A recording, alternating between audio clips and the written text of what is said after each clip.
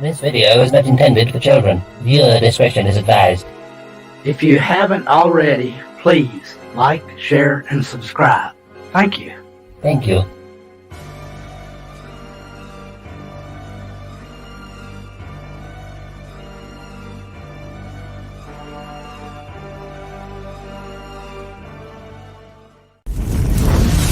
Clobberin Time!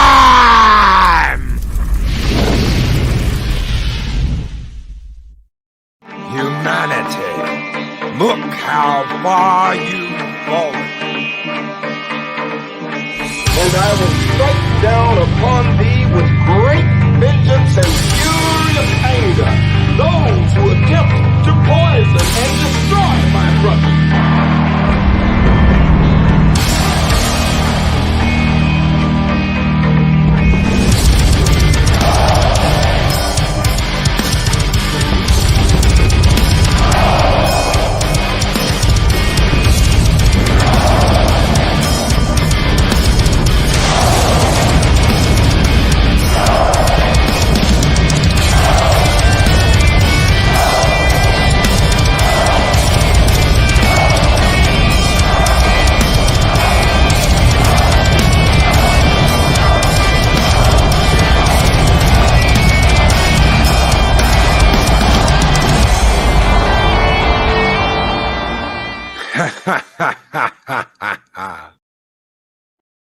Greetings, one and all, and welcome to Mornings of Mischief. I'm your host, Stone Loki, and today, ladies and gentlemen, we are celebrating with my good friend, Clobberin Times! Hey, it's Clobberin Time. How are you doing, brother? I can't say it like you, bro. Hey, hell yes, brother. Thank you. It is so good to have you here, and congratulations, guys. If you do not know, Clobberin Times hit 1K yesterday, and brother, I could not be happier. It has been so kick-ass to see you start off in YouTube from the beginning. I got to hear you when you were still over on doing the podcasts, and it is so good to have you here today, brother, for your 1K. Man, you are kicking ass and taking names. Congratulations, brother. My friend, thank you so much for that. I cannot. It was tough to find the words for it yesterday with all that wonderful outpouring of congratulations and from all of my wonderful friends. And since I have been over here at YouTube for just about right at maybe slightly over a year, I'm gonna have to check that. I've made some wonderful friends, and there ain't been a better one than you, man. I mean, you have been just such a great friend to me.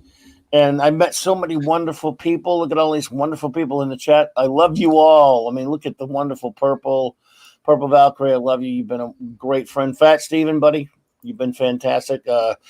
All of you are just amazing. The great Chris Persia's there. Arwen, you beautiful lady. Look at Gogo 13. I like that name. And Dave, Bob, and Brightest Day. And Pat S, my buddy. And Brightest Day, there you go. What's going on, man? And look, all these wonderful people. Snorta Poopus is there. I'm sorry, I would sit there. That's sorry. It's a bad habit. I sit there on my show and just talk to everybody, to the chat all day. So, and Mexican Iron Man with the $9.99 super chat says, "Holy crap, Mike! Did you even sleep?" I bowed out at 4 hours and went 6 hours. Now here, now 1K. What a stud! Congratulations! Valhalla celebrates this victory. Good job, Mike. Another wonderful friend I've made over here, dude. Mike, yeah, it was an epic thing. And after that, I went and did another almost 2 hours with our buddy Mark D with the C last night for a 3D printer show. So yeah, it was about 7.5 to almost 8 hours straight. Dave Bob pops in with the $2 super chat. Thank you, Dave Bob, and thank you, Mexican Iron Man. And he says, "Congratulations, Clobberin Times." Thank you, buddy. Fellow Lalziani there. What's up? I appreciate you, man. Thank you so much. Look at Mark. Mark's in there too. Mark, when infinitely tired. Hey, Colin. Look at that. You have kicked ass. You have taken names, and you've taken You've taken the kids' lollipops here. Brother, it's like, wow, holy shit, bro. Yeah, it took me some time, didn't it? But hey, I've had the hours since January. Not that I care about that sort of thing. I just like, but watching what was dipping the up and down and stuff. And I have to say, Loki, when you get, you know how you get right there on the cusp of it and it starts jumping up and down on you because of what's going on with the YouTube. Well, my wonderful retro blasting friends, Michael and Melinda, which they have just anyone who does retro blasting is a wonderful channel. I would be an absolute monstrosity if I did not give them a shout out because they helped me get a big boost because they did this online con this past weekend. It lasted 4 days called Iconicon. And they didn't do it for themselves. They have a lot of love for a lot of their friends with other channels. And they're a big channel. They've been around 10 years and they wanted to give back. So they did this wonderful online con and they with the express purpose of not just having a good time, but getting a lot of their other eyes on a lot of channels of friends that they love very much. And I've been friends with them in real life for 10 years. Michael and Melinda are wonderful. And it was an 80s centric con as their channels is 80s centric. And I ran a panel for them the other day and was sat on a few others for them. And they've got to be exhausted now. They've been going since Wednesday. And I love retro blasting. So I had to give them a shout out, man, because they're just wonderful friends, just as you are. Retro blasting are great, absolutely great. Kind of reminded me of the DC event we did. Yeah, that was so kick ass, and that was so good of them to do that. They were just amazing, man. I am so happy that you are finally over 1,000 subscribers, dude. Nobody else deserves this but you. Seriously. Oh come on, man. No, we all do. I wish I could do it for all of us. I remember when someone brought you to my attention, and I was like, "Holy shit!" It was wait. They're not. What do you mean they're not on YouTube? They're on. What the hell is that? And I went over there and I watched, and I created an account because I wanted to say something. I did. I wanted to be like, "Dude, this is a kick-ass show. You know your shit."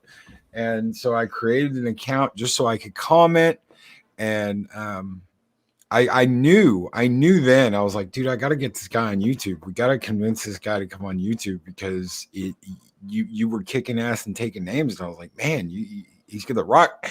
And then I heard this rumor, this crazy ass rumor, and I didn't know if I could believe it or not. But the rumor was you used to own a comic shop. Tell me that's not true. Tell me that's not true. Eric K is a conspiracy theorist nut. He's not here, by the way, but I love you, Eric K, by the way. He's the one running around saying that stuff all the time. By the way, hail, big shout out to the great Lord Thoth as well. Avon lives and long live the Legion. Yes, it is. I guess I have to confirm it now. I was in the comic business for all throughout the 80s and into the 90s, running a couple of different shops at different various times and owning my own for a while in the 80s. And so it is true. I'm one of those evil comic shop owners that you hear so much about these days. Former. An Echo Base here with a $9.99 super chat. Thank you so very much, Echo Base. And he says, hail Loki and Clobberin Times. Congrats on 1K subs. Love retro blasting. Their last Starfighter interview with Lance and Cappy was gold. Love those guys over there. Thank you so very much, Echo Base Network. Echo Base, I'm a big fan of you guys. You guys have a wonderful channel as well. And Michael and Melinda, like I said, they're wonderful friends, and they speak highly of you as well. You guys are great. And yes, they're absolutely phenomenal. And I didn't get to see that one yet because I was doing something, but I can't wait. They had, I don't know if you're familiar that much with Last Starfighter. I'm sure you're familiar with the film. They had the 2 stars of the film. Was it Lance? I forget Lance Guest, I believe it is, and Catherine Mary Stewart. On a stream yesterday, and I ran a stream. You mentioned the comic shop Wednesday. I did I hosted one of their panels on my channel called Comic Shops of the 80s. So I guess that kind of outed me there, right? Got you a little attention. Yeah, it did. It was a lot of fun, but I mean, you know what? I tell you what, I was surprised how many people showed up and all the views and what all the positive response we got toward it because I love comics of the 80s. Really, I don't know this thing you speak of, Last Starfighter, But we're gonna give everybody that has thrown a super chat out this morning a Skol. You guys keep the fires burning bright here in Valhalla. Thank you so very much. No, I don't know anything about the last Starfighter. Skol!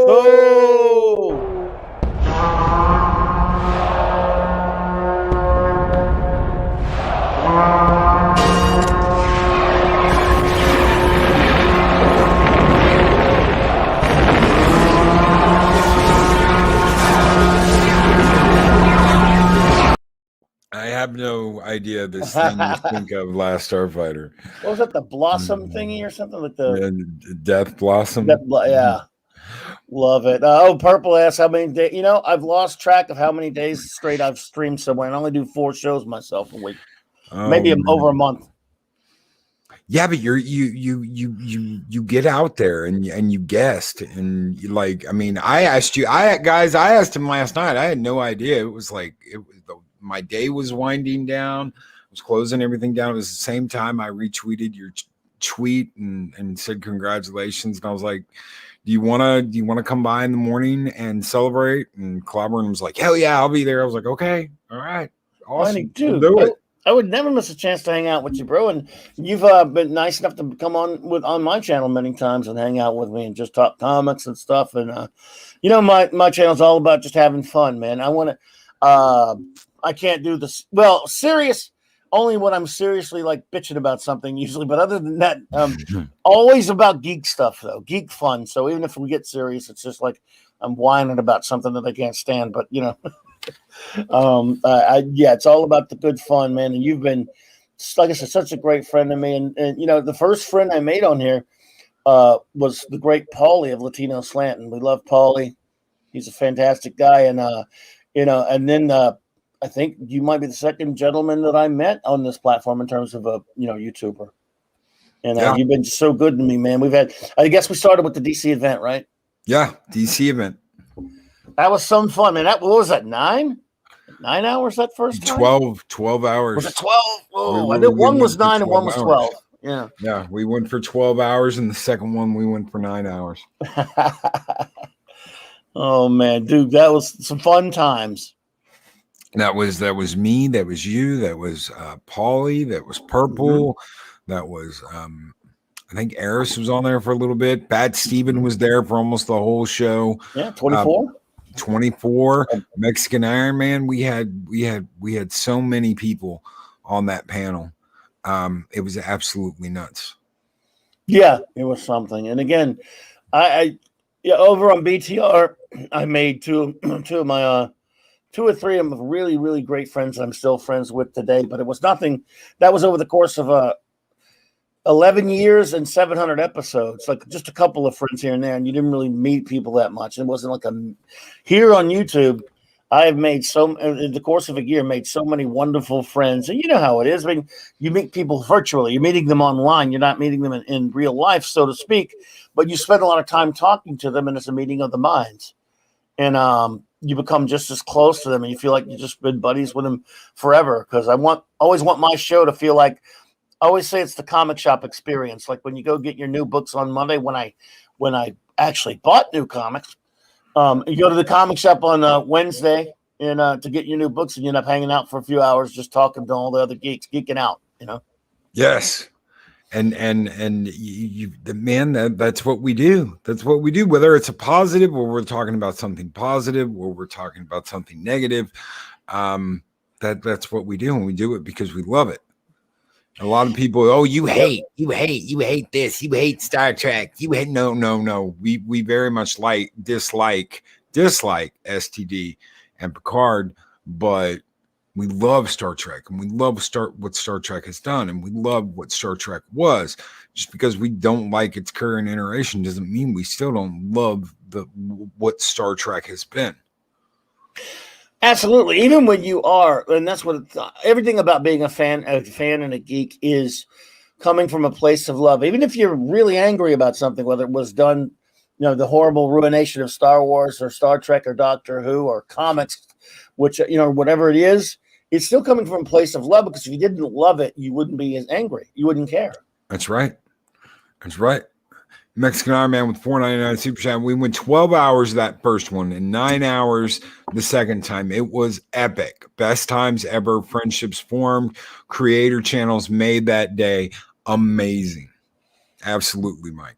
Absolutely, Mexican Iron Man. Loved you, brother. You are such a great pal and a great buddy, and you're one of the many wonderful friends. Again, the wonderful Purple Valkyrie, you, Fat Steven, Mike, so many. Paulie, Lord Thoth, such a great dude. Just wonderful people. And some of them, there's my buddy Pat S., another great friend, a local here. You meet them again, they're just they pop up in your chat and you see them over and over again. You talk to them and I know it sounds silly, but you feel like you get to know them. And it's just you form a wonderful bond with them. And then when you don't see them like 2 times, you go, hey, where were you last time? You love them so much and you like seeing them. And like Mark D with the C is a guy like that. He was just popping in my chat because and he had the thing icon there and just got friendly. Now we're real good buddies. We talk all the time. He's got his channel. He does a little bit now, not much, but he does it. And I was on with him last night. And it's amazing how that works, man. Geeks of a feather. That's always the way it is, whether it's at a comic shop, a con, or now with this wonderful venue that we have to meet each other. Yes, and Fat Steven with $2 Canadian super chat says, "We ever prison break Jim Lee from the basement? Basement? No, he's still there. We never did. He's still there. He's still stuck in the basement since we did the original." Yeah. And Pat S says, "Clobberin Times. I'm so happy Mike's first full show at 1K will be Mark C's show. I'm kind of looking forward to it."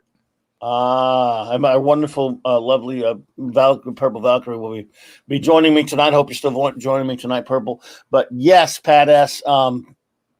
That is kind of fitting, I guess, if you think about it, Loki, because a year ago when I first started, one of my first shows was with my dear departed friend Mark C. And It's been since March. And dude, when I think about it, him not being here anymore, and all the shows we did together, and I can't fully wrap my brain around it. I miss him, and it messes me up every time I think about it. It really does. Every comic book roundtable we've had, I've always, it's like is Mark C? No shit. Yep. And I'm like, dude, what it's like part of the family's missing. Absolutely, it really is. And we had so much fun together doing on the show. We had so many plans, man. I mean, so many topics that we wanted to do. That we had planned. That I would think we would once in a while he would think of one, say, "Hey, let's do this one." He'd send me a message. Oh, that's a good one.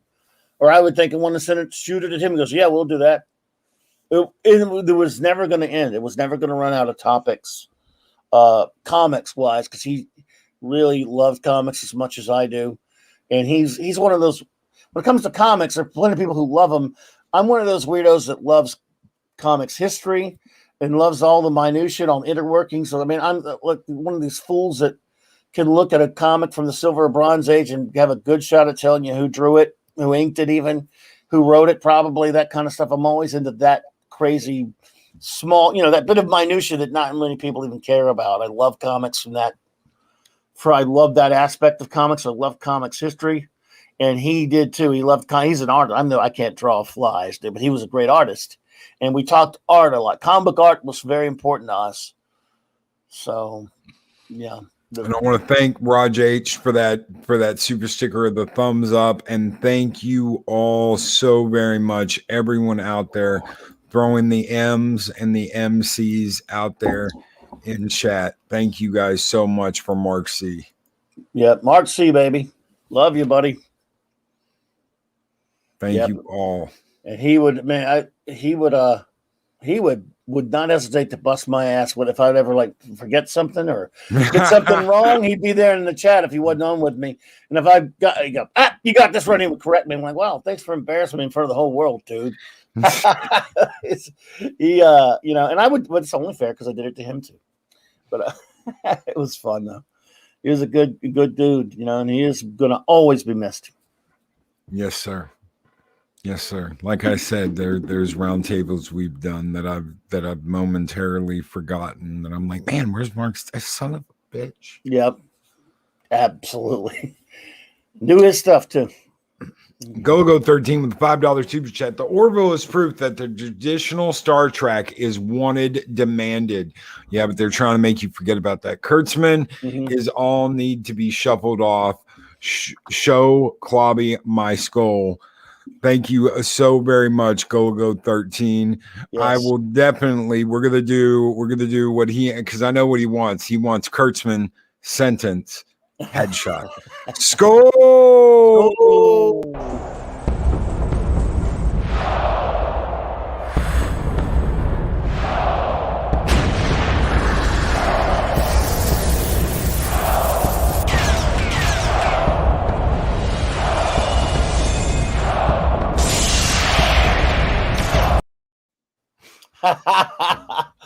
Oh man! But that was that was a cool anime, by the way. Go 13. I always see every time I see his handle, I like that. I think about that.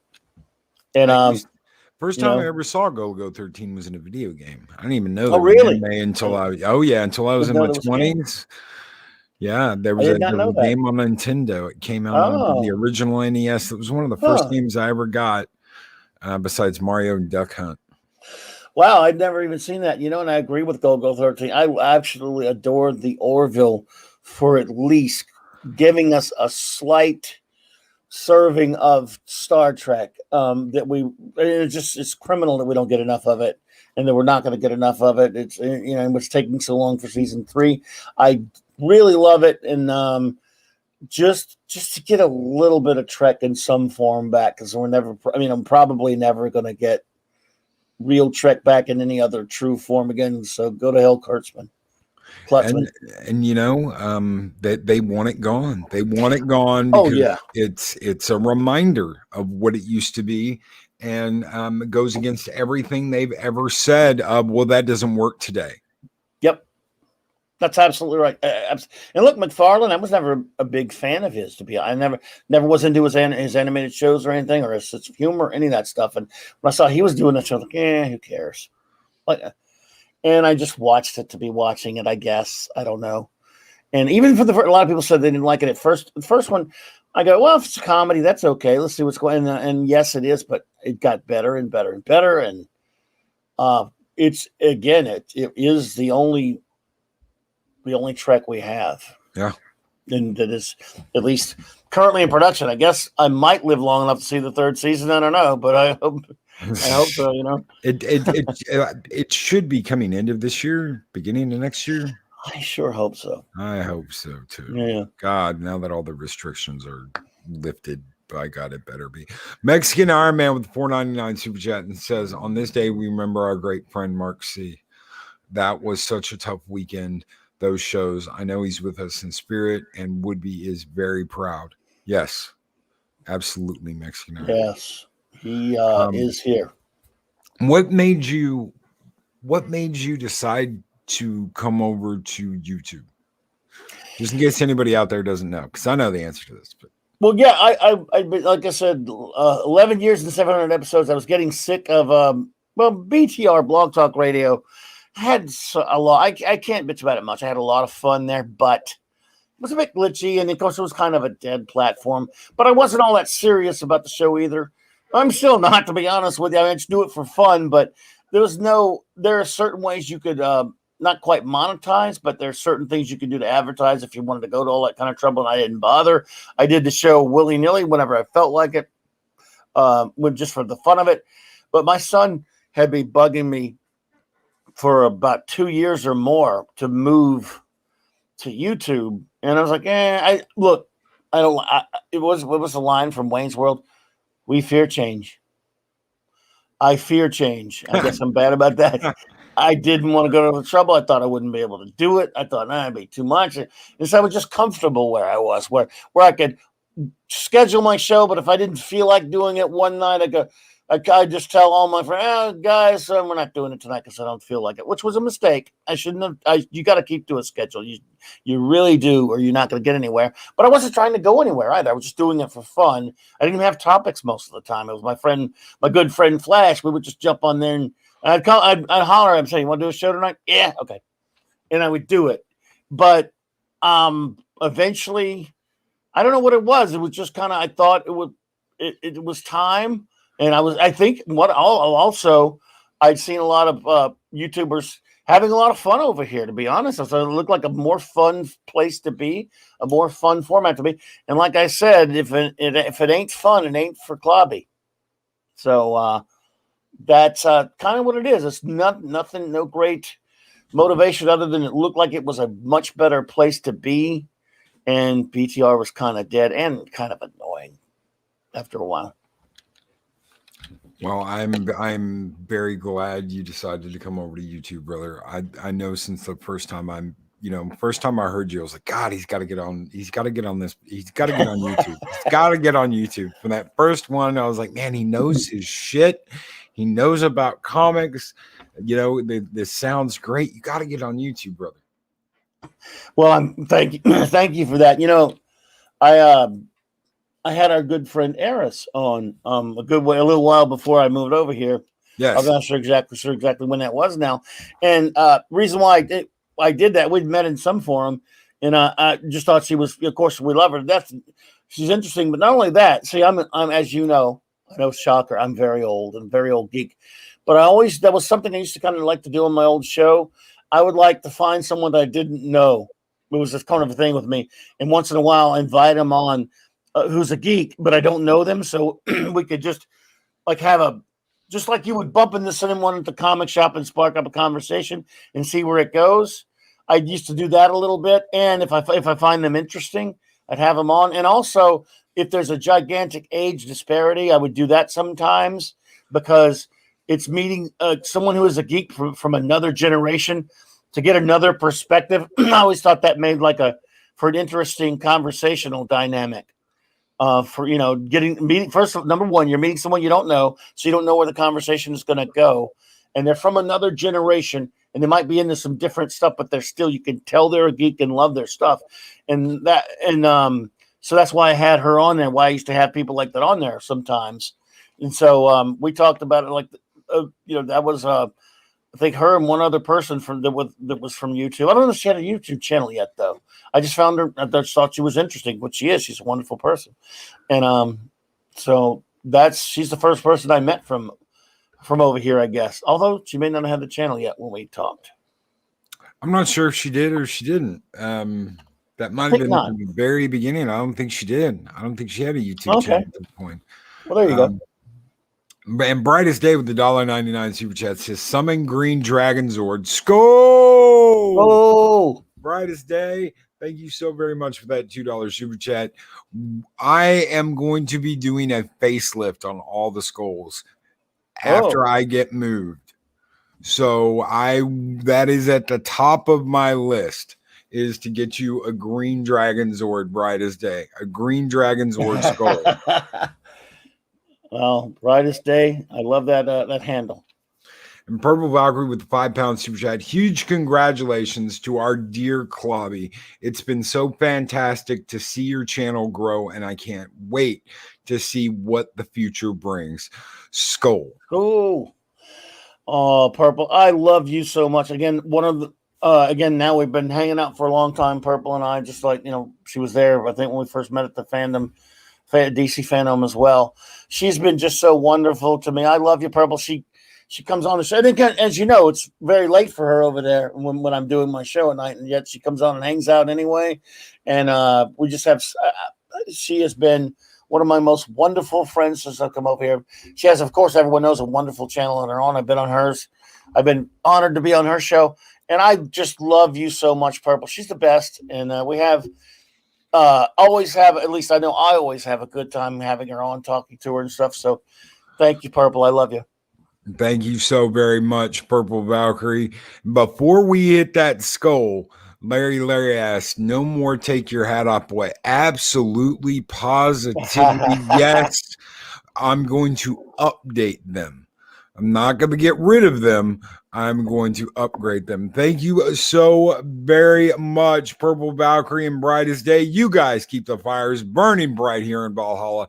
Skol!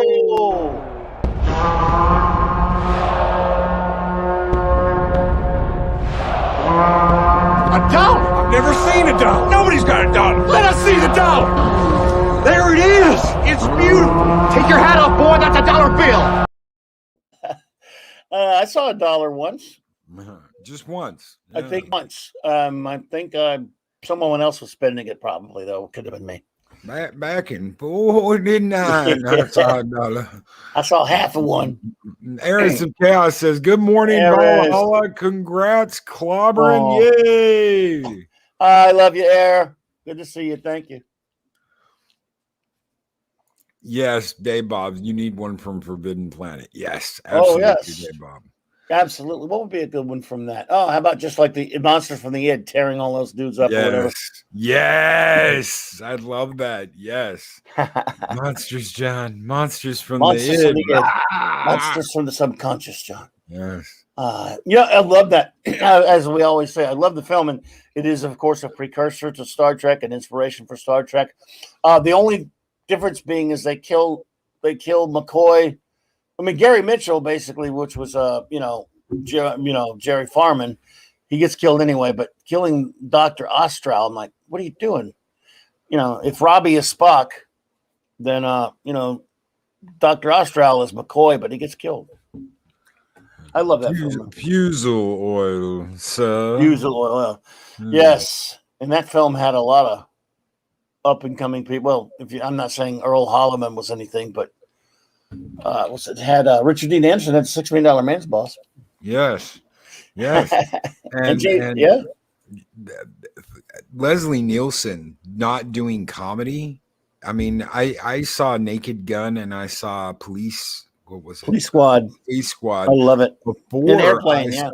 Before I saw Forbidden Planet. It would be at least like a decade before I saw Forbidden Planet. Oh yeah, and Airplane was the first comedy though that he did. Pretty much, he was not a comedy actor, but a comedic actor for that, and he was, he was more of a leading man type of stuff. He did a series on for Disney, Wonderful World of Disney, called The Swamp Fox, and most of the stuff he had done, like Forbidden Planet, and other stuff like that, it was the leading man type role. And he was great. And then, and Francis Indeed. Yeah, Larry. Yeah. Love her. And Walter Pigeon. Dude, yes. He was in, I don't know if you ever saw the original before the Voyage to the Bottom of the Sea was a TV show. There was a film, and Walter Pigeon was in it. Star. I got to grow up watching all the old greats. TV was a friend. TV was the friend. Oh yeah. Oh yeah. I love it. And I love that film, Forbidden Planet, man. If it ever gets remade, I'm going to take a hostage. I swear. Oh yeah. They were talking about that. They were talking about that 5 years ago. Them remaking Forbidden Planet. I've got concept art. Oh. I remember Harlan Ellison was out there screaming in the 80s, 90s, "Don't you dare remake Forbidden Planet." And somehow it's managed to survive so far without a stupid remake. Well, did you hear about The Thing? They're remaking The Thing. Again? Yes. Didn't they already do that? Yep. Not that it matters. They've done that twice. We should do a show one night about remakes that are at least as good or not than the original, and it could take us about 5 minutes. There are people that don't like that black and white, but a giant carrot might be a giant carrot. Oh, Thing from Another World, yeah. I love that movie. I fucking love that movie. Oh, yeah. We did a watch party not too long ago. Now, see, well, the original, you mean? Or the Thing the Thing from Another World, the black and white right. one. Well, James Arness is the Thing. And the thing is, oh God, I can't believe it. I actually do. That's one of the few quote unquote remakes that I dearly love is John Carpenter's The Thing, but it is closer to the original short story, and I still love the Howard Hawks original. Yep. Who goes there? Saying, but if you could chop off one of my hands that have plenty of fingers left to count the remakes that I do even respect, much less like. Yeah, and the one they made, God, what was it, 2016, 2015? Oh, I didn't see that. Something like that. The one with the team, the Norwegian team. Oh, it was a prequel though, right? Yeah, it was a prequel to John Carpenter's The Thing. This one is supposed to be a mix of the original movie, the book, and John Carpenter's thing. And I'm like, why? I'll stick with Kurt Russell and John Carpenter. Why even do that? Look, I never understand. Look, the remake mentality. This is, before all this stuff that's been happening over the past 4 or 5 years with, woke Hollywood and all these other things that have been going on. I've been disgusted with Hollywood for 20, 30 years. The remake mentality, I will never understand. I used to want to be a screenwriter. Look, you believe it or not, I used to work on scripts with friends of mine and stuff. I just decided I just didn't really, just get into it that much. But I'm a writer at heart in a lot of ways. I do not understand anyone who calls himself an artist, meaning a creator of film or whatever, who sits around on the one hand and loves film and then wants to, be inspired by a film, yes, but wanting to remake it. Peter Jackson is an example of that for me. I love the Lord of the Rings films. I think his King Kong for 2005 is a crashing bore. Yep. And I don't understand how he sits there, because these are his words, not mine. He, like myself, loves the 1933 masterpiece by Willis O'Brien of King Kong. I love it. Yes. He says he really loves the film, but he remakes it. If you really love it, I think you're dumping on it by remaking it. Why would you remake a film you love? Something inspired, like a monster film that's similar. Yes. But, I really love Jaws. I really love The Empire Strikes Back. I don't want them, why would I, if I got a chance to make films, I would be inspired how good they are. I would not want to do a remake of something that I loved. I do not understand it. I will never understand it. Remake RoboCop. What is wrong with you? Oh God. Do not get me started on that fucking movie. Do not. No, yeah, no, absolutely not. They completely they flush that fucking thing. They yeah. It just didn't need to be big. Look, a remake of Fright Night. No, thank you. Again, I have the original. If I love the original film of anything, there's a 90% chance your remake is not going to do anything to supplant that. Well, and you've got something, and this is something they have been doing. Is we're not going to do a remake. We're going to do a sequel, but we're going to make it a soft reboot. Those words, when you hear those words, because that's exactly what they did with Terminator Dark Fate. Ladies and gentlemen, that is a soft reboot of the original and Terminator 2. So what they're doing is they're going to go, well, we're going to call it a sequel, but really it's a soft reboot because we're going to kill off someone integral. Oh my God, I can't talk. Integral to the story. Yeah. And we're going to replace them with this person. And that's exactly what they did. I respect this sequel more than a remake any day, even if it's not very good. Because most sequels don't live up to the original. That's perfectly fine because, as I've always said, some characters lend themselves to further adventures, i.e. John McClane or the Briggs and Murtaugh from the Lethal Weapon films or what have you, where you can go, if you don't touch the original, fine, but you took a shot with the characters. Jaws never needed a remake. A sequel. There have been a million remakes. But Jaws didn't need Jaws 2. I went to the theater to see it because I love Jaws. Whereas Star Wars, yes, you want more films. We know how that turned out, but you know what I'm saying. A character like Superman or Batman or something Star Wars or what have you, even if they're in film, further adventures are fine. Indiana Jones, Bond, but a remake, again, a continuation of the character could be maybe good or may not, but a remake is absolutely 90% of the time just pointless. And if you did a show or if you did a book or whatever, talking about all the remakes ever done, and of course it would take a while. It would take a while. I guarantee if you weighed the numbers or you polled gigantic, portions of the viewership, you would get 90% of people say there was a remake. Really? Whatever. We're talking about especially classic films. There was a remake of It's a Wonderful Life. Yep. A TV movie. With the first gender swap thing ever, maybe one of the few. It was a Marlo Thomas with Wayne Rogers in it. And it was, and you see that, you could just watch the real one. How about that? A remake of Miracle on 34th Street. Now, some people like that one. There's a remake of almost everything. And there was, that Total Recall remake they made.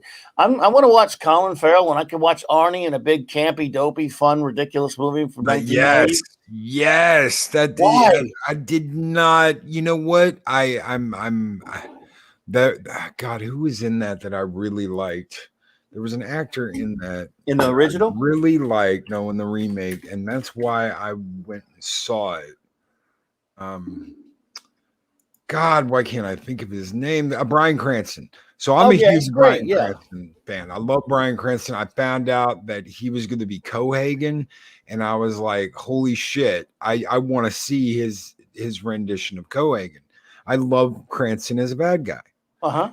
I hate that fucking movie. I like his rendition of Cohagen, but I hate that damn movie. I never watched it. I was just using an example. I'm like, again, even if it's good, some people have liked it. My point about that is the Schwarzenegger film is so over the top and ridiculous, but fun. At least I thought it was fun. It's crazy, dopey, or late, even though it was early 90s, is that era fun?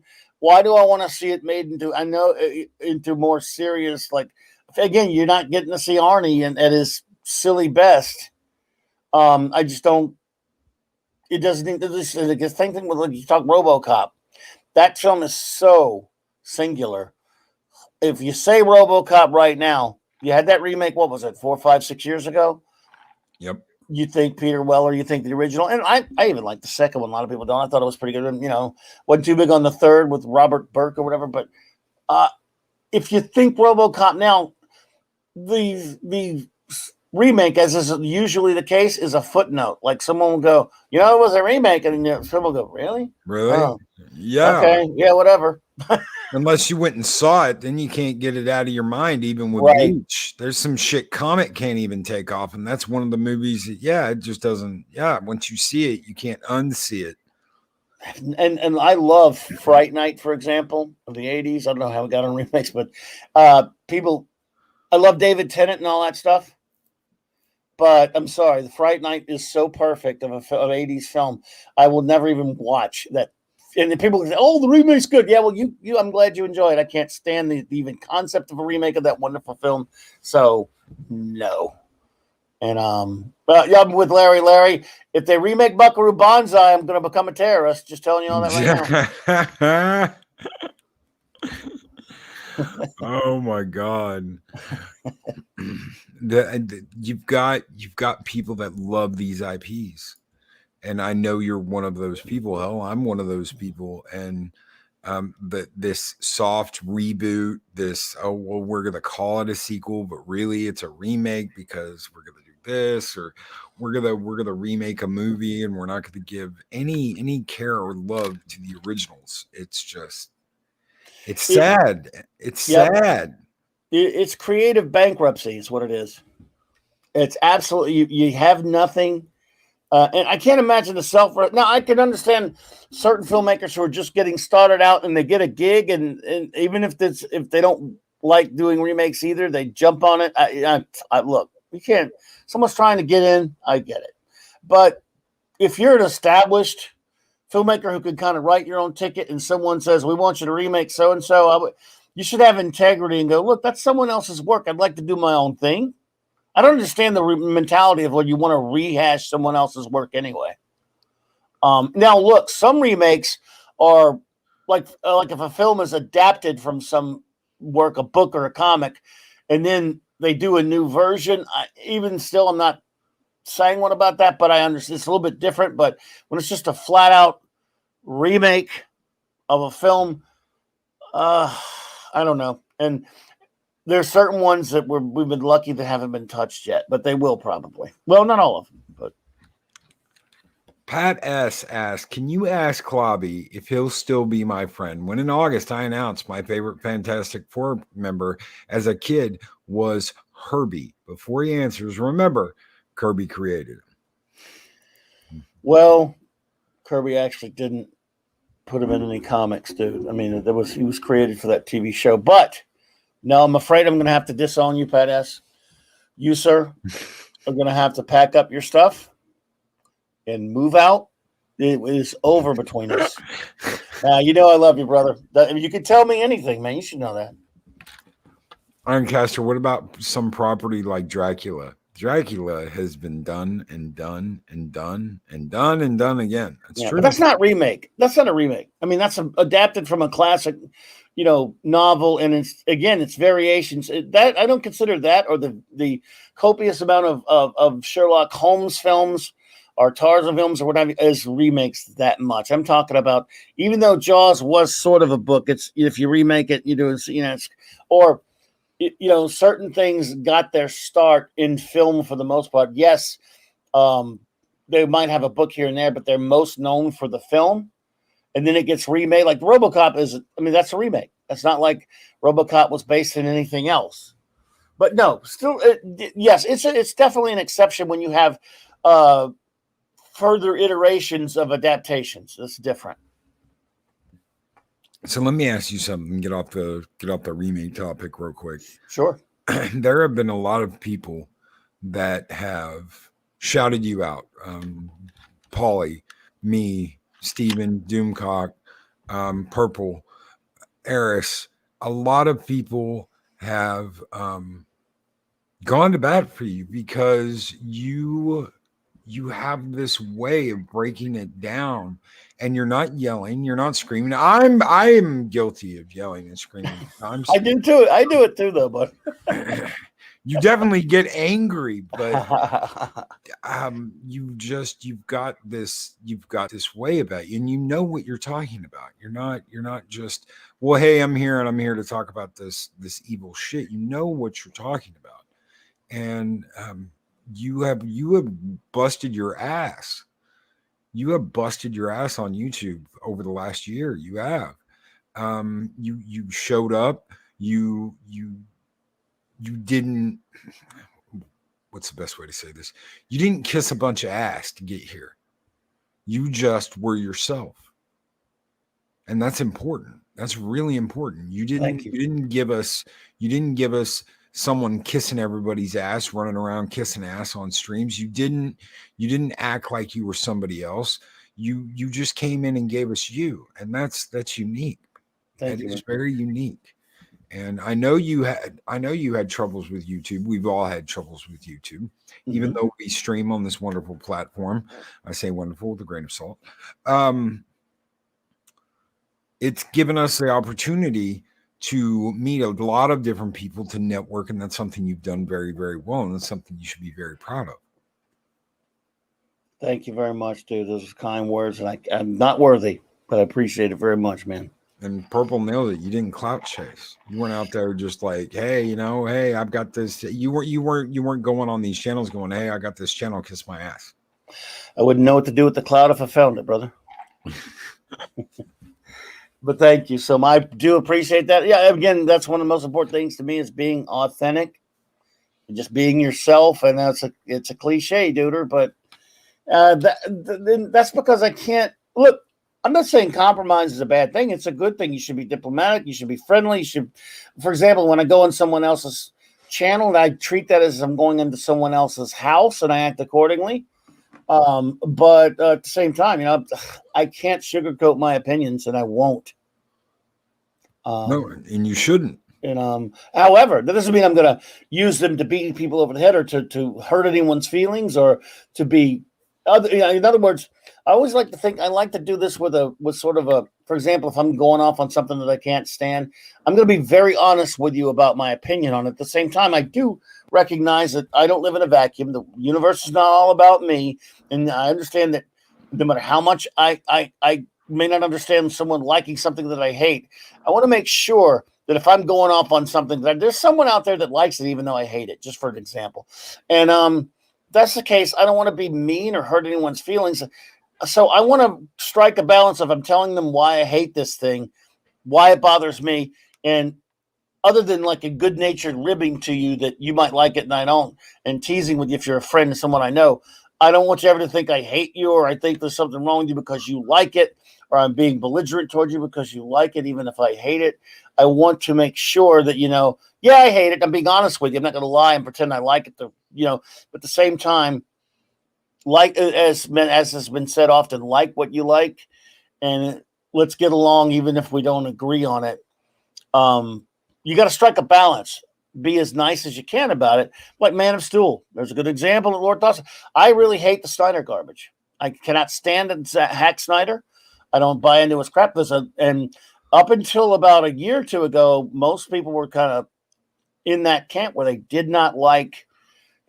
Most people you talk to didn't care for his stuff, but he has a big fan following. And if you're a nice person and you like that stuff, and we can be cool with each other, and so that's fine. It's just that I've been attacked by them for many, many years. But lately, the tide's turned in a favor I don't like. Like a lot of people actually on board with his stuff now. But you know what? I'm still going to stick to my guns and say what I say about it.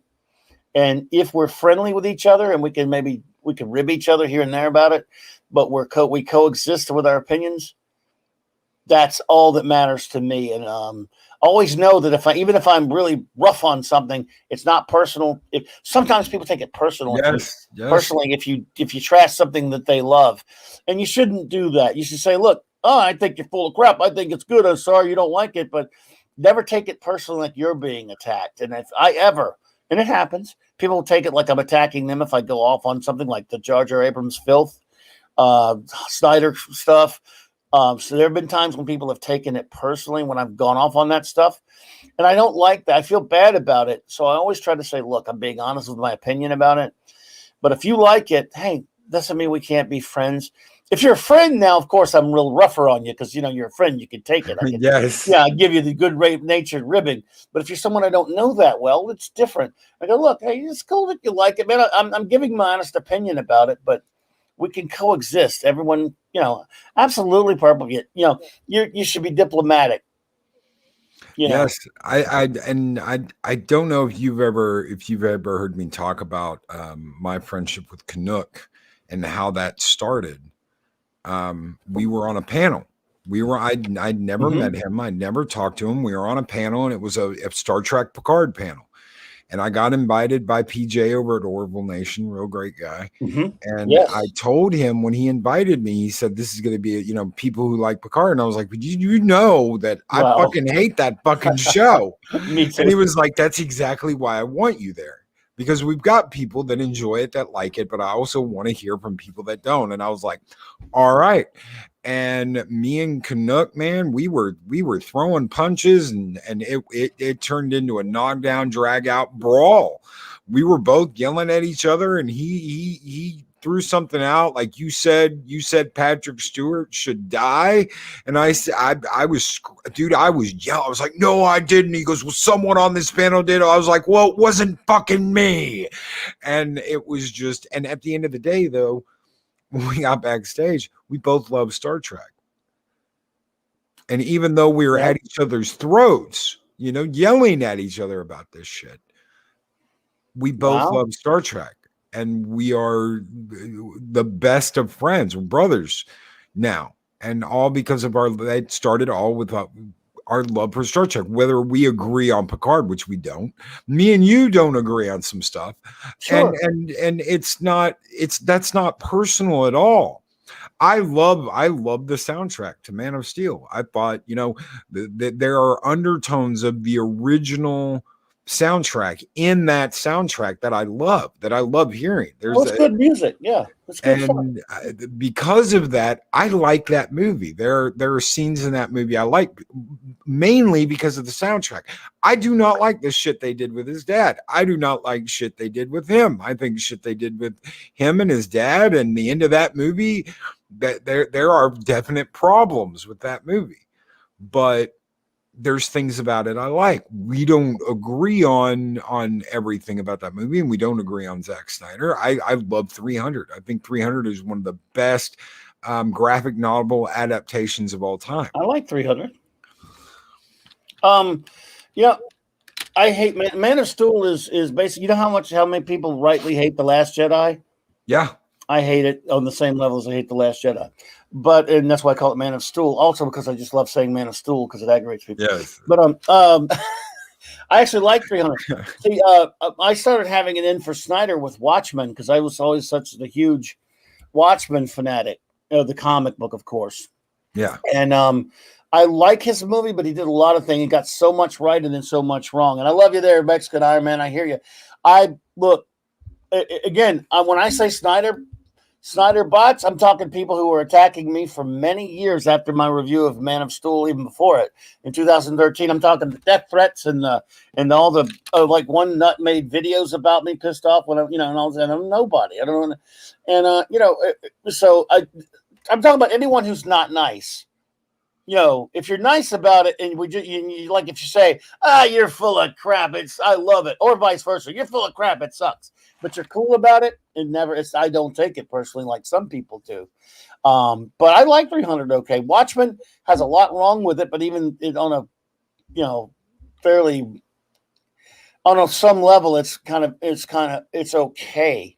But there are good things about it, but it's not pure to the story. But so my thing, the thing you mentioned, Picard. P-card, yes, P-card. I will go to my grave not being capable of understanding anyone who claims to love Star Trek that can even not puke at the sight, at the mention of any bad reboot filth. That's of the filthy 09 Jar Jar Abrams movie or anything after that. Anything after 2005 is not real Trek to me. So if you claim to be a Trek fan and you love that stuff, I don't understand you. I could love you as a person. What about this? Because Brightest Day brings up something, and I know there's a story from another person I'm going to bring up. Mm-hmm. Okay, let's say that 2009, Star Trek 2009, you had never seen Star Trek before. Okay, say you'd never seen any Star Trek before, and you go and see 2009, and that you love that movie so much that made you go back and watch TOS and the movies and TNG, and that is where your love for Star Trek started. Yeah, I can understand that. I know people, and you and I both know people like that. And yes. I think I'm not the Star Trek police, so if that's what got you in, that's fine. And if you like it, fine. I love that soundtrack too. I do. That's good music. Michael Giacchino, that's actually good music. It's just tainted because of what it's from. I hate that movie probably more I have an unhealthy hatred for that and a couple of things more than I should. But if it got you into it, fine. And if you love it, fine. Look, that's a good thing if it got someone into Trek. Yeah. So that's why I like for our wonderful friend Eris and others who say that. People who tell me that, other than teasing them about how much, tease them about it, I give them my honest opinion on it. And I don't come over to their house and steal their Blu-rays or DVDs of it. I don't, stick holes in their tires and do anything mean to them for liking it. We just don't agree. I love them as a person anyway. But I do admit to them, I cannot understand even tolerating that stuff. Just me, but I only own one opinion, dude, and it's mine. I don't want to control anyone else's. It may sound like I want to control it, but I really don't. And influence a little bit, only because I'm selfish and I don't want anyone to like that stuff. But I realize that's unrealistic, so I say, hey, love what you love. Sagador 9 with $2 super chat says Star Trek Picard's only purpose is to deconstruct Picard. That is absolutely correct, sir. It is. And again, I'm more of an original series guy. It took me a long time to warm up to Next Gen, even though I watched it when it originally came out. We're reviewing it now. We just started on our Saturday Night Star Trek with my wonderful first officer Raquel. But it is absolute deconstruction, devastation. It's debasement. It's defilement, and whatever other D word you want to use. And if you can watch that, if you love original, like The Next Generation and the character of Picard, and you can watch that without hurling, I don't understand you, but I can still love you as a human being and be your buddy forever. And thank you, Psychodork 9. Thank you, brother. Darth Maul, Picard had elements that were good, but the whole series is a mess and it's antithetical to Star Trek. It really is. All of it is. I can't think of anything I liked in it. I mean, but yeah, Darth Maul. I hear you. I was okay, not in love with the 2009 Trek because it is another timeline, but they could not leave it there. Sit room. Oh, and the thing is, let's What we know you have, yeah, that's true. Arwen voodoo dolls. I do, and I'm lying here, folks. Actually, if you do like stuff I disagree, if you do disagree with me, I do have voodoo dolls of you too. Just kidding. But yeah, it's look, that whole alternate timeline thing. Even though that, let's say that's your go-to out for liking something. That's all fine and good. Remember, anything that is quote unquote a massive franchise, and they say it's okay, it's just an alternate timeline. So I can remember that's keeping you from getting the real timeline. Yeah, and they altered it because they wanted to do whatever they wanted. Which they're planning it. So even if you say, well, at least it's not the original. Yeah, but because they're making that, they're not going to make anything in the real timeline. Yeah. Well, Picard's not even in the real timeline. No, it's not. Picard is in the 2009 timeline. Well, that's why when people say it's the original Picard is tainted now, the old next generation, because of Picard, and they can't watch it anymore without it messing up the old show. I truly understand that, but you know what? I can separate it and just act like, because I've been doing it with comics for years before they started doing it to the big IPs. So I can just go, I can watch Next Gen and like it and go, that's nothing to do with real, that's Picard didn't happen. Yeah. It doesn't count. Just me. Darth Maul, everything from 2009 to today is its own thing in alternate universe in my mind. I weigh it on its own terms. I think even when you do that, it's horrible garbage. Dumbing down Star Trek is bad no matter what universe you call it. And it is idiotic dumbness beyond belief. However, you can, like I say, you can do that, but you're still have the same end result. It supplants the real one, the original. So you can say it's not the same universe. It still doesn't mean and it's not tainted, but it's keeping you from ever getting the real one again. So it's still filth to me. Mexican Iron Man has a request with $4.99 super chat. Clobby, please rank all Star Trek TV shows top to bottom, kind sir. Well, I have a bias because I'm original series all the way. So there you go. Original series. I'm going to be surprising people a little bit saying DS9. Yes. I'm going to shock everyone even more right now, though. You're going to be so shocked. You're going to say, well, you shouldn't hate anything if you hate something this terrible, if you like something this terrible. But I'm one of the few defenders of Enterprise. No. I love Enterprise. So I go with Enterprise 3. Only because there's less of it. Next Gen took a long time to find its legs. We're just reviewing it. I go TNG after that. Then maybe I say the animated series, which counts for me. And then, no offense to my friends who love Voyager, I have a little tougher time with Voyager. But I did finally watch it all. And I respect it as real Trek. I like some of it, but it's my least favorite. But don't hate it like a lot of people. I just like it a whole lot. So to me, it's TOS, DS9, Enterprise. I know it's a shocker. Then Next Generation animated series and Voyager. For me, DS9, to me barely beat out TOS, but it did. I love DS9. DS9 was my Star Trek. It was really it was the Star Trek that I watched because I wanted to watch it, and I loved it. Not because someone else was watching it. And I like TOS. I grew up watching TOS with my dad. I grew up watching TNG. But if he hadn't been watching that, I wouldn't have been watching that. That would have not been something like the first season of TNG. I only watched it because my dad watched it. I was a little kid. I think I was like 7 or 8 when TNG came out. Oh, yeah. So I wasn't that old. And I loved TOS because he loved TOS. But when DS9 came out, I started watching DS9 because I wanted to watch it. And it grew and grew and grew. And DS9 had its own issues in the beginning. Oh, yeah. Once it got wrong, I loved the characters. I loved all the characters in DS9. I can't say that about TNG. There were people in the original series that I didn't like that were in some of the shows. But I love the movies. As far as the movies go, TOS all the way. Original series cannot even be compared to me. It cannot even be touched. That's my bias. I love it the most. But, I got dragged kicking and screaming. Look, I watched Next Gen when it was on the air, and I was more of a critic of it than a fan.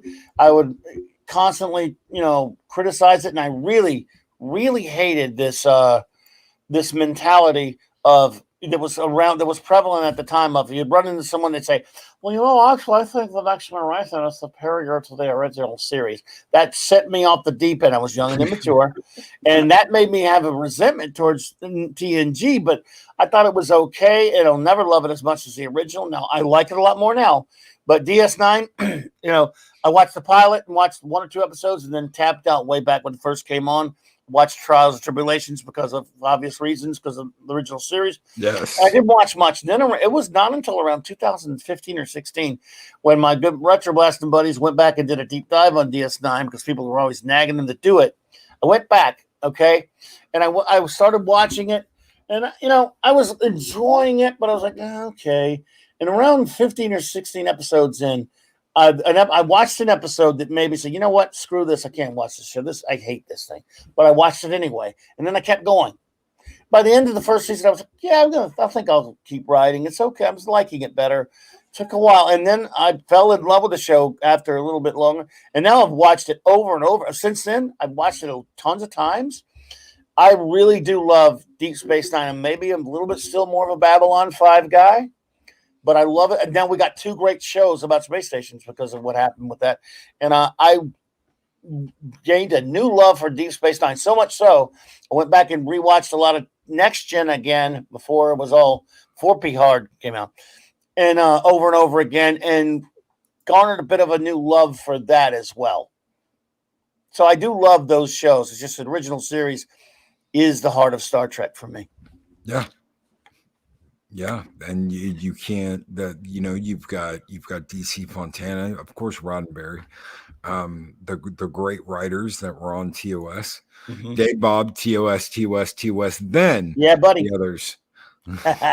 Yeah, buddy, Dave Bob. I can't argue with that. And again, I got friends of mine. By the way, I have a friend of mine who got mad at me when I softened up on Next Generation and DS9. He still hates them all. He's a good buddy of mine. He calls Real Trek his only original series. There are a lot of people like that, which is fine. And I'm a big filthy commie trader now because of I like those. Oh yeah. Oh, retro. What's up, buddy? Yeah, Blake 7 is one of the greatest. I love Blake. I have an unhealthy obsession with the Great British Show Blake 7. I love it.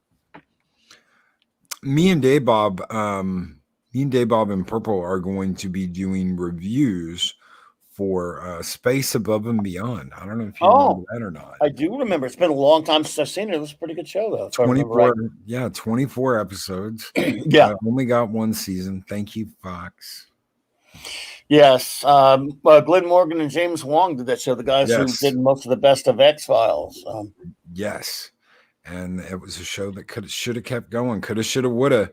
Right. Didn't. And I need to watch that again myself. It's been forever. I will have to do that. Well, if you ever want to come by in the mornings and hang out with us and cool. talk some episodes, you're more than welcome to. I won't hold you to that because we're live. So I'm not putting you under the gun. I would have to watch it and find it and watch it, but I would be honored. Man, I love that kind of. And yes, Lord Thoth, Avon lives. Again, Blake 7 is so underrated and under talked about. But yeah, I just love it. Lord Thoth and Dave G Sound saying Avon lives. Avon lives, buddies. Greatest. It was the inspiration for Babylon 5 and a lot of other things, and it's just so underrated. But I love that show. Again, unhealthily obsessed with. There's certain shows I've watched so many times, dude. Like The Prisoner, of course, the greatest show ever. Original Trek, Blake 7, original Doctor Who, and Red Dwarf, and many others that I've watched way too many times. For my own good. It's because you enjoy them. Oh man, way beyond enjoying them, probably. Yeah. Yep. Snort a Poopy's Cuber really quick. My problem with Space Above and Beyond was the fighter pilots being used as ground troops. Well, every Marine or rifleman, but I could live with that. Again, man, dude, it's been so long since I watched it. I mean, since it came out, so I can't remember much about it, except that I liked it and I will watch it again. So, heck yeah! All right, thank you so much, Clobberin Time, for coming and hanging out with us this morning, for hanging out with me and talking about hitting 1K, talking about Star Trek, talking about all the things that we love. I love doing it, man. Thank you for having me. I love you all there in the chat. You're all amazing. And dude, again, I want to say that, I don't want to embarrass you or anything, but you've been such a fantastic friend to me, buddy. You have been one of the ones who has made my decision to come over here a year ago the best decision I've ever made. And I've made a family over here. I consider it. You guys are the best. And I don't care what you say, dude. It's Loki's comic round table. And I love the round table on Tuesday nights and just hanging out with you guys. That's why, and because you're a busy man, you're all over the place. So I always, every now and then, I like to bug you to get you to come on. But I understand you're busy. But dude, and I will continue to once in a while bug you to come on and hang out with me. It's just we'll pick a topic, dude. We'll pick a topic. I can't wait till I get moved, and because I was taught. I messaged Paulie and I was like, dude, I'm really sorry. I've been quiet lately. We haven't really been talking. Yeah. I'm just with the move and everything. I'm going in every direction. He's like, well, you can't tell. I'm like, what do you mean you can't tell? He goes, dude, you're on all the time. I'm like, well, I feel like I'm not. I feel like I'm ignoring people and I'm not accepting invites. And if I have not been able to come on as much as I normally have, I apologize. It's just been nuts. Dude, you're busy, man. Everyone knows you're busy, bro. Look, see, there's the thing about me. I don't like asking people for anything. It's just a thing with me. So, like, I love Purple. I would bug Purple to come on with me all the time. But she's so nice when she'd do it. But it's so late that I always feel bad. Hey, you want to come on? Because I know it's like friggin' 12 in the morning, whatever. And the same deal with you. You're busy, so I don't like. Hey, man, you want to just come on my damn show? No, like you could just drop everything. So I don't like bugging anyone to do it. At the same time, if you can do it, man, I just love having you on. Yeah. Catman, thank you for those wonderful words. Dee Dee Myers, all of you, thank you all so much. You're just fantastic. Love you all. And stop trying to make me misty. It's not going to work. Okay, it is working, but I'm not going to. Oh, I admitted it. Sorry. Well, again, congratulations, brother, and thank you. Seriously, thank you, bro. This morning, it's so good to see. It's so good to see people putting the hard work in, and that's the thing. A lot of people don't realize that we spend a lot of time. I spend a lot of time in this office, even torn down, stripped down, which it is at the moment. There's almost nothing in here besides the desk and the computer and shit. We spend a lot of time on here, and you spend a lot of time networking, talking to people, getting shows set up. Your work with Raquel with Star Trek, which is a whole nother story. Someone asked at the very beginning of the show, how did you get with Raquel? And I'm like, that would probably take up the whole damn show if we actually talk about it. Yeah, and I'm kind of fuzzy on it anyway. I just used to see her in Doomcock's chat, and she was cool. And I would ask her, hey, you want to come talk about Star Trek sometime? And eventually it happened. That's pretty easy. And she's wonderful. I love Raquel. She's been fantastic. She's a wonderful, beautiful person. And even though I'm mad at her because she makes me feel dumb because she's so damn smart. I love her for that. But you worked hard. You have worked hard, and it is paying off. And I'd love to see that. I love to see that. Thank you, buddy. You man. Guys, Clobberin Times, his link. If you are not subscribed to Clobberin Times, his link is in the description. The mods have been throwing the link out. Thank you so very much, Chris Persia, Mark Damply Tired, and Purple Valkyrie. You have been absolutely awesome this morning. Thank you for throwing the links out. Chat, you have been absolutely awesome this morning. Thank you so very much for being here and hanging out with me and Clobberin. You guys rock. You all keep the fires of Valhalla burning bright. Again, big congratulations to Clobberin Times for hitting 1K. You rock, brother. And I can't wait to have you on again. Thank you, man. Love you all. Everybody, take care. Have a great morning. Purple Valkyrie's up in less than an hour. She's up in 45 minutes. Hope to see you all there. We will catch you guys later. Later, bro. Later, everyone. These videos are tremendous. Like, comment, and subscribe, and hammer that notification bell.